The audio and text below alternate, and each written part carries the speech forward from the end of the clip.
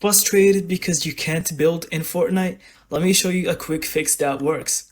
First, check your keybinds or controller settings. Sometimes the build button gets unassigned or conflicts with another action. Reset them if needed.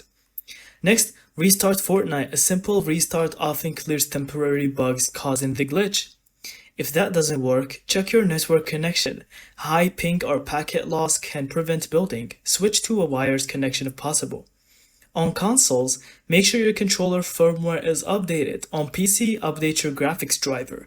They can affect build-in responsiveness. Finally, clear the cache. On PC, delete temporary Fortnite files. On consoles, reinstall the game if the glitch persists.